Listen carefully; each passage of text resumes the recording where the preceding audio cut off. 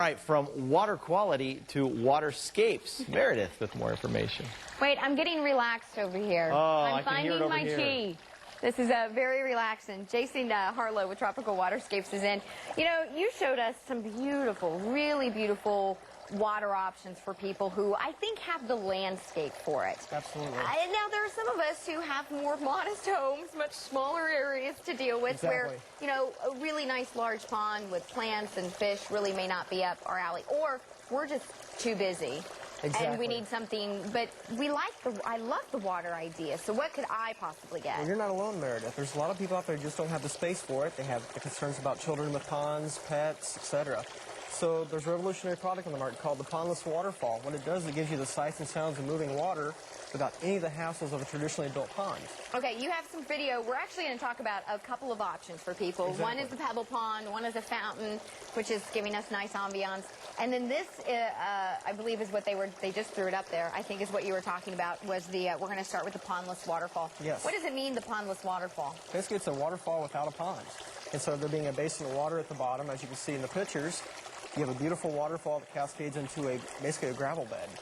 Water's then recirculated to the top of the waterfall and continues on.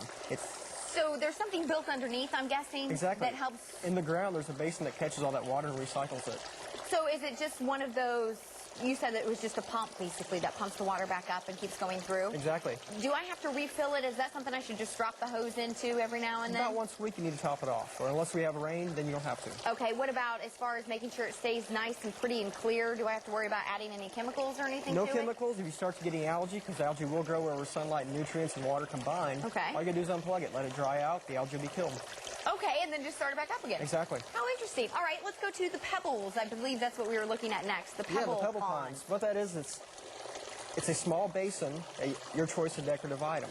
As you saw in the photos, we can do basalt stones, any type of fixture, urns, bubbling rocks, that just takes and recycles itself over and over. Perfect for a corner guard or a front way entryway to your home. Is this also the same idea as just a basin underneath with a pump that keeps recycling the water? Absolutely.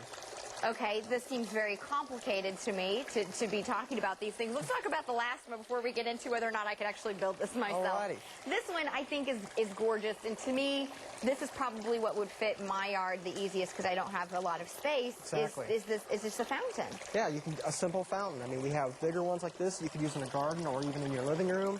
We have guys like this guy that would fit perfectly in a living room, a bedroom, even the bathroom. Just anywhere you want to add the sights and sounds of water. A fountain is a great alternative. A lot of dentists have that because they need to soothe patients before you go sit in the chair. Absolutely. All right, let's talk about whether or not, I mean, these to me seem easy. I plug them in, I add some water, keep them clean.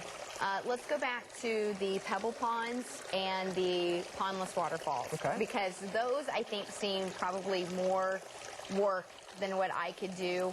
What kind of questions should I be asking a contractor to find out whether or not I should take this on myself? Well, first off, you need to decide, can you dig the hole? Do you know what it takes to build that water feature on your own? A lot of people don't. It's a lot more work than what the average person would believe it would be. So your next alternative would be a hire professional, myself, or there's other qualified contractors out there. You want to ask them about their past history, as far as any lawsuits. You'd like to definitely ask them. Lawsuits? Well, so anything can happen when you're building. Okay. You know, with building anything. All right. No, that's good to know. You know, search that. You want to ask them to see pictures of the previous products. Ask them for customer references. Okay. And definitely don't call up any landscaper that just advertises water features, because not all landscapers are built the same. You don't want the same guy who mows your grass today to build a water feature tomorrow. It really is a specialized industry, and you should treat it as such. Okay, you have your information. For more information of Tropical Waterscapes, they do have beautiful options. Really, they do. The information is 1-877-PONDS-06. I'll say that one more time. It's 877-PONDS with an S, 06, tropicalwaterscapes.net. Not .org or .com, .net, Tropical Waterscapes. Go and make sure you hunt down Jason. He seems to know his stuff, which is very nice. You do beautiful work. Thank the you very pictures were much. gorgeous. They're Thank fabulous. All right, we're actually going to have to take another break. I know, it's yet another one. But when we come back, we're going to talk about cooktops and ovens in your kitchen.